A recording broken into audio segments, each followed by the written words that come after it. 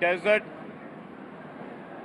के नाम से एक इन्होंने ट्रेन डेजर्ट टूर की स्टार्ट की, जो कि ठंडे मौसम में थी। और अब जो है जश्न आज़ादी की खुसूसी तकरीबात के सिलसिले में और खुसूसी मौके पे आज 13 अगस्त को यहाँ से ये ट्रेन छोर 0 पॉइंट जो है वहाँ तक जा रही है। आप अगर ट्रेन में देखें तो मुझे बहुत state of the art train नजर आई। अंदर एयर कंडीशन जो है वो कंपार्टमेंट्स बने हुए हैं, अच्छे डाइनिंग एरियाज बने हुए हैं और ये फ्री ऑफ कॉस्ट चलाई जा रही है। इसको culture department free of cost जो है वो पाकिस्तान रेलवे के साथ मिलकर चला रहा है। मैं समझता हूँ, जिस तरह आपको बताया गया ब्रीफिंग में, कि इस बार 14 अगस्त को पूरे पाकिस्तान में बहुत जोश और खरोश से मनाया जा रहा है, लेकिन खुसूसी तौर पे हुकूमत सिंध, आप देखें जो हुकूमत सिंध 1 अगस्त से लेकर 14 अगस्त तक पूरे सिंध में जो तकरीबात की हैं, इससे पहले ना मिसाल मिलती है, ना ही किसी और जगह पे इस बड़े पैमाने पे हुआ है। और डेफिनेटली इसकी वजह जो मार्का हक है, जिस तरीके से भारत को इबरतनाक शिकस्त हमारी फोर्सेस ने, हमारी अफवाज ने दी है, जिस तरीके से भारत को एक धूल चटाई है हमारी फोर्सेस ने और पूरी कौम ने मिलकर जिस तरीके से अपनी अफवाज के साथ, अपनी फोर्सेस के साथ एक यूनिटी के साथ ये मार्का हक को फतह किया है, इसकी भी मिसाल नहीं मिलती। जिस तरीके से भारत, जिसको नाज था, जिसको गुरूर था अपनी पॉपुलेशन पे, अपनी टेक्नोलॉजी पे, अपने पैसों पर, जिस तरीके से एक इबरतनाक शिकस्त हुई है, उसके राइफल जहाज गिरे, उसके बाकी जहाज गिरे, उसको बहुत बड़ा नुकसान हुआ और आज दिन तक भारत जो है वो उस स्टेट ऑफ शॉक से बाहर नहीं निकल पाया है। आज भारत के पास अपने अवाम को, भारतीय अवाम को दिखाने के लिए कुछ नहीं रहा सिवाय झूठ और प्रोपेगेंडास के। तो ये 14 अगस्त की तकरीबात, जो मैं समझता हूँ कि क्रेडिट जाता है ख़ास 2 डिपार्टमेंटों को, एक कल्चर डिपार्टमेंट और एक स्पोर्ट्स डिपार्टमेंट। स्पोर्ट्स डिपार्टमेंट ने 160 से ज़्यादा तकरीबात पूरे सिंध भर में की और रोज़ाना की बुनियाद पर उनकी मैराथन्स, उनकी रेसेस, उनके cricket matches, football matches, donkey carts, boat racing, हर चीज़ से। और कल्चर डिपार्टमेंट ने जिस तरह पूरे सिंध भर में अपने शोज़ किए हैं और उनके शोज़ चल रहे हैं। 8 अगस्त को हैदराबाद में एक तारीखी म्यूज़िकल शो हुआ, फिर 10 अगस्त को तारीखी शो सक्खर में हुआ और आज कराची में पाकिस्तान का सबसे बड़े में बड़ा तारीखी म्यूज़िकल शो मुनक़द किया जा रहा है, जिसमें पाकिस्तान के टॉप लेवल के जो हमारे गुलूकार हैं, परफॉर्मर, वो अपनी परफॉर्मेंस देंगे और उसको भी पब्लिक के लिए फ्री ऑफ कॉस्ट रखा गया है। और इसकी भी जितनी रजिस्ट्रेशन थी वो रजिस्ट्रेशन हो चुकी है और आवाम की भरपूर तादाद जो है इसमें शिरकत करेगी। इसी तरीके से खुसूसी बच्चों के सिलसिले में प्रोग्राम रखे गए। कराची में सईद गनी साहब ने एक बहुत बड़ा मुशायरा रखा। कल कराची में एक लेज़र शो हुआ है कायद-ए-आज़म मोहम्मद अली जिन्ना की मज़ार पे, जो कि इससे पहले पाकिस्तान में कभी नहीं हुआ। तो ये सारी चीज़ें क्या थीं, ताकि हम अपनी नौजवान नस्ल को, अपने मजदूरों को, अपने भाइयों को, अपनी बहनों को, अपने बुजुर्गों को, पूरी कौम को मिलाकर जो है हम आज़ादी मनाएं। चीफ मिनिस्टर साहब ने बहुत तकरीबात रखी सीएम हाउस में। उन्होंने तमाम पॉलिटिकल पार्टीज़ के लीडरों को बुलाया, उन्होंने असेंबली में लीडर ऑफ द अपोजिशन को बुलाया, उन्होंने पीटीआई के पार्लियामेंट लीडर को बुलाया।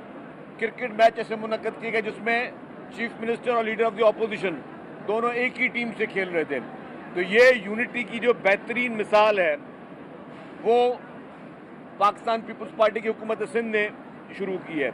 हम चाहते यही हैं और हमारे आइंदा के लिए भी, मुस्तकबिल के लिए, पूरे पाकिस्तान के लिए सबसे बेहतरीन मैसेज यही होना चाहिए। इस 14 अगस्त पे ये मैसेज होना चाहिए, हमें अपने इख्तलाफात को भुलाकर सबको यूनाइटेड होकर अपने पाकिस्तान को, अपने मुल्क को, अपने वतन को मजबूत करना है। हमें सियासी इख्तलाफात, किसी और किस्म के इख्तलाफात, सबको ख़त्म करके पूरी पाकिस्तानी कौम को मिलकर जो है एक मजबूत जुड़कर जो है एक और पूरी कौम बनकर हमें इन तमाम चैलेंजेस को मुकाबला करना चाहिए। जिस तरह चेयरमैन बिलावल भुट्टो जरदारी साहब ने उस जंग के दौरान भी जिस तरीके से पूरी इंटरनेशनल मीडिया में पाकिस्तान का मुकदमा लड़ा, और उसके बाद चेयरमैन बिलावल भुट्टो जरदारी साहब जिस तरीके से एक पार्लिमानी वक्त को लेकर पूरी दुनिया में गए कि मैसेज यही था कि जी पाकिस्तान जो कि दहशतगर्दी के खिलाफ मुल्क है, पाकिस्तान दहशतगर्दी को कभी सपोर्ट नहीं करता, पाकिस्तान दहशतगर्दी का सबसे ज़्यादा शिकार रहा है, पाकिस्तान ने सबसे ज़्यादा चैलेंजेस निपटे हैं, हज़ारों कीमती जानें हमारे फोर्सेस की, हमारे अवाम की पाकिस्तान ने दहशतगर्दी के खिलाफ जंग में लड़ी हैं। हम चाहते हैं अमन। वो अमन की आवाज़ जिस तरीके से चेयरमैन बिलावल भुट्टो जरदारी साहब ने पूरी दुनिया में पेश की, और नरेंद्र मोदी जैसे दरिंदे को भी जिस तरीके से चेयरमैन बिलावल भुट्टो जरदारी साहब ने एक्सपोज किया, उन्होंने कहा कि the butcher of Gujarat is the butcher of Kashmir. तो जिस तरीके से नरेंद्र मोदी का असल अक्स जिस तरीके से पूरी दुनिया में पेश किया गया है, ये भी मैं कहता हूँ कि हमारे पास इस जैसे स्टेट्समैन पाकिस्तान में मौजूद हैं। सदर पाकिस्तान मोहतरम असद जरदारी साहब जो कि सुप्रीम कमांडर हैं, हर वक्त वो अपने फोर्सेस के साथ रहे, और उनकी ही मैं समझता हूँ कि जिस तरीके से उन्होंने हमेशा पूरे पाकिस्तान को जोड़ने की बात की है, उनको हमेशा से रिकन्सिलिएशन का जो है वो सिंबल समझा जाता है। तो यही सारी सूरत हाल है कि हमें सबको आज इस हमारे आज़ादी के, जब हम एक दिन की दूरी पे हैं अपने यौम आज़ादी मनाने में, उसके उस दिन में इंडिपेंडेंस डे के, हम सबको मिलकर ये पैगाम देना चाहिए कि सिर्फ इस 14 अगस्त को एक ही पैगाम हो, वो हो यूनिटी यूनिटी यूनिटी। क्योंकि हमारे कायद आज़म मोहम्मद अली जिन्ना ने भी हमें डिसिप्लिन, यूनिटी और फेथ की बात की थी। तो कायद आज़म मोहम्मद अली जिन्ना के उस कॉल पे चलते हुए पूरी पाकिस्तानी कौम, चाहे कोई कौन से मज़हब का ताल्लुक़ रखता हो, चाहे कोई कौन से फ़िरके से ताल्लुक़ रखता हो, चाहे कोई कौन सी ज़ुबान से ताल्लुक़ रखता हो, सिर्फ एक मैसेज दे, यूनिटी यूनिटी और यूनिटी। Thank you.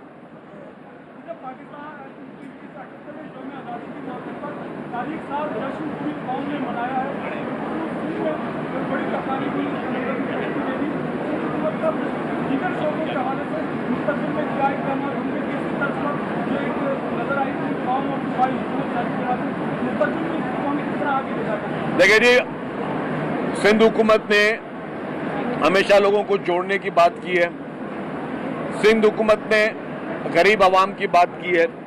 आप देखें कि दुनिया की तारीख का सबसे बड़े में बड़ा हाउसिंग प्रोजेक्ट 21 लाख घरों का हुकूमत सिंध ने शुरू किया।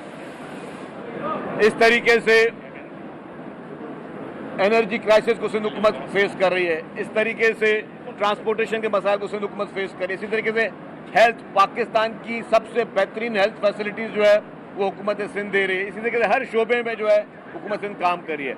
हमारा सिर्फ मकसद ये है कि हमें यूनाइटेड होके अपने मसाइल को हल करना है। पूरी कौम ने, जो भी सिंध में बसने वाले हैं, चाहे वो कोई भी ज़ुबान बोलते हों, चाहे वो किसी भी फ़िरके से हों, हमें मिलकर हमें ये इस तरह की स्ट्रेटजीज़ बनानी है कि हम किस तरीके से मिलकर अपने सूबे को तरक्की की राह पे लेकर जाएं।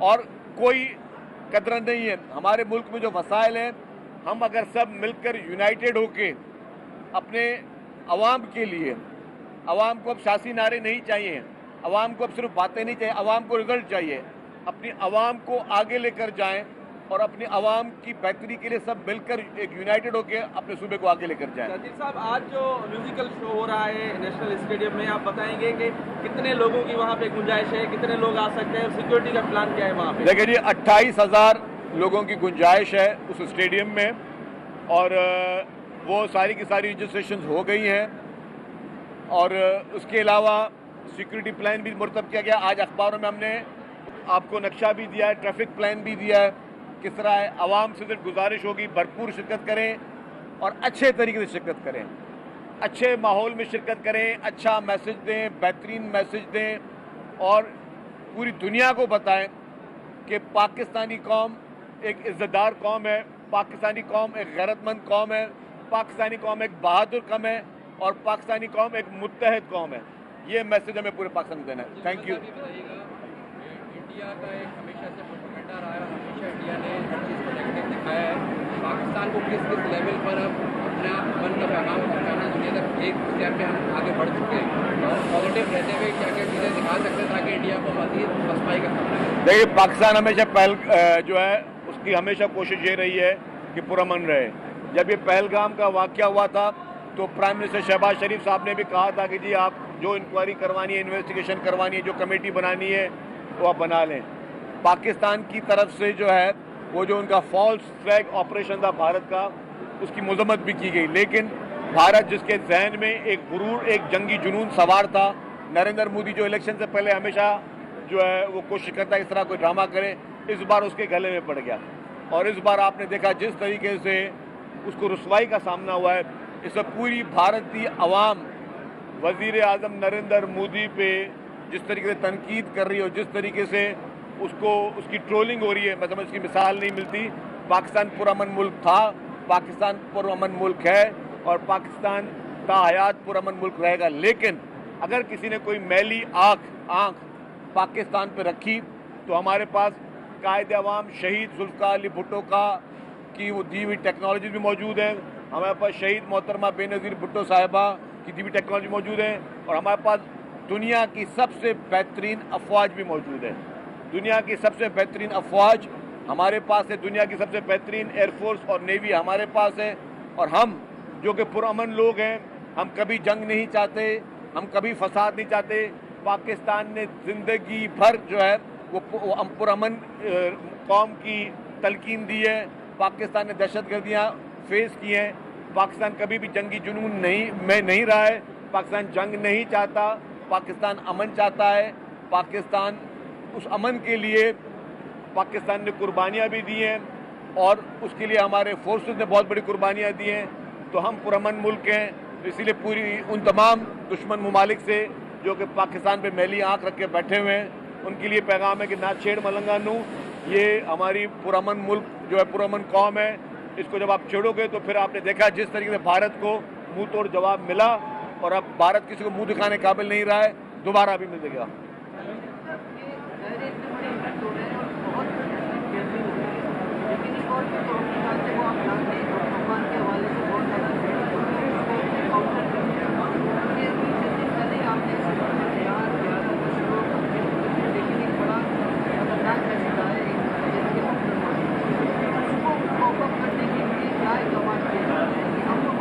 देखिए जी, चंद शरारती हर जगह मौजूद होते हैं, तभी तो मैं अमन की बात कर रहा हूँ। हमने कहा कि भाई अमन के हम ख्वाह हैं, लेकिन कानून किसी को हाथ में लेने नहीं देंगे।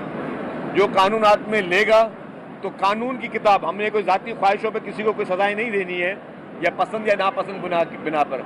जो कानून का किताब है उस कानून पे सबने चलना है, मैंने भी चलना है, सबने चलना है। जिसने कानून हाथ में लिया उसके खिलाफ सख्त से सख्त कानूनी कार्रवाई के लिए हमेशा से हम तैयार हैं। Thank you. आप लोगों को जश्न आज़ादी की बहुत बहुत मुबारक हो। पाकिस्तान जिंदाबाद। सीनियर सूबाई वजीर शर्जील नाम मेमन मीडिया से गुफ्तगू कर रहे थे। उन्होंने कहा कि हमारी फौज ने भारत को इबरतनाक शिकस्त दी है, हमें अपने इख्तलाफात भुलाकर तमाम चैलेंजेस का मुकाबला करना है।